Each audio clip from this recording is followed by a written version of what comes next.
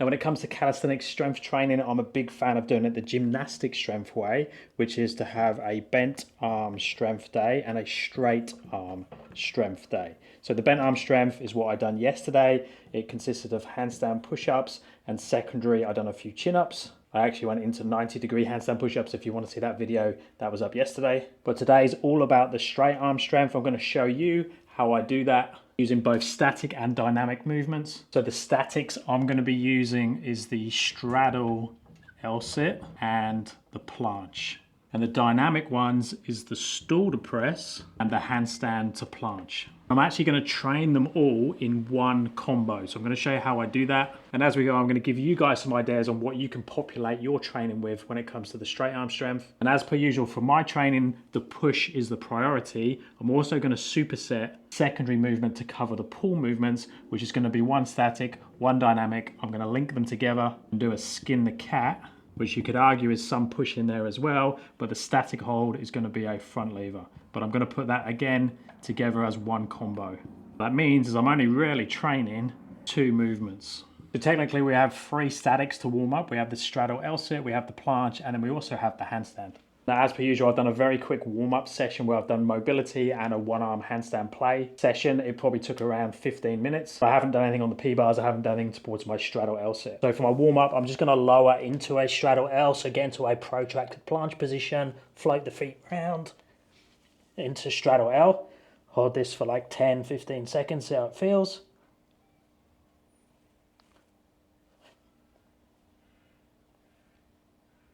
Okay, and then come back out.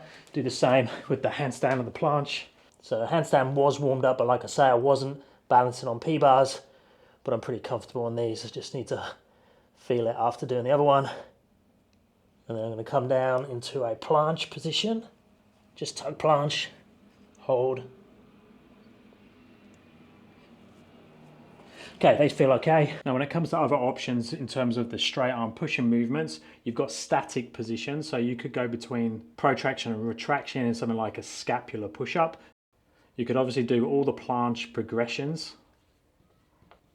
You could do top support on P-bars or rings. You could do all the L-sit variations, handstand press progressions.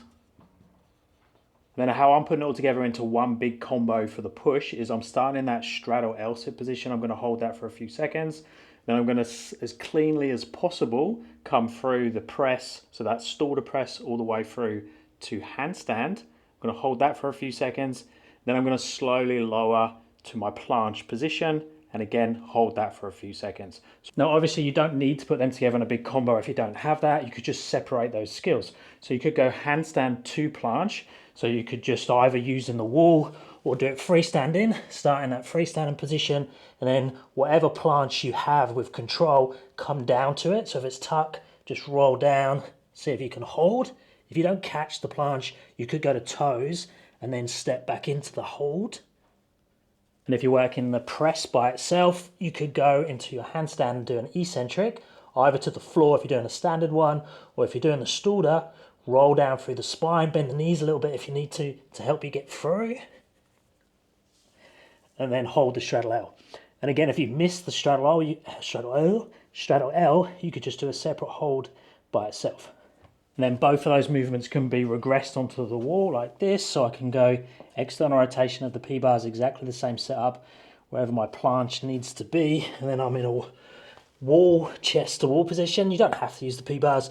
You could go on the floor and then you walk down or slide down, use the wall as much as you need to get into that planche position and hold. Same with the press handstand, depending on your level, kicking up to the wall, taking all of the back to it, make sure you're in a strong position, hands are turned out so it's not too hard on the wrists, pass through straddle or tuck or a combo between the two, roll through the spine until tiptoes get to the floor. Now that's just a quick look at those. I've got specific videos on working towards each of those elements, but that gives you an idea how you could put it together. And then remember, we're supersetting it with a skin the cat and front lever. Now I'd actually recommend that you guys do exactly the same as me. The cool thing with the skin the cat is that it can be progressed for advanced people that have a lot more experience. We can open it out all the way to a 360 pull. And obviously you could do a static hold in a back lever or a front lever position. but it can also be regressed all the way back to the beginner learning the movement using toe assist or a slight bent arm to enter or exit the movement. And then obviously anywhere in between that beginner level or that super advanced level. And I'm going to open it up as much as I can with this clearance. So that hang position, open hip, straight arms, pull up, through again, open hip to the German hang, hang down, pull back, keeping open, and then don't forget the front lever hold. And then back to the start. My recommendation would be to keep it as simplistic as possible with only 1 to 2 static movements, 1 to 2 dynamic movements. Pick the progressions that suit you. Obviously don't max out on every progression that you're doing. Have some maintenance work in there and then some where you're pushing the limit. So mine is pretty easy for me to go through the movements, but my harder positions is like the front lever hold and the planche hold. So I'm maxing out those positions and then just more going through the motions on the other ones. Let me know how you split your training. Let me know if you do a straight arm strength session by itself. And if so, what exercises are you working on? Stick any questions down there. If you're after coaching, check out my app or my website. Links down in the description. And I'll speak to you in the next one. Thanks, guys.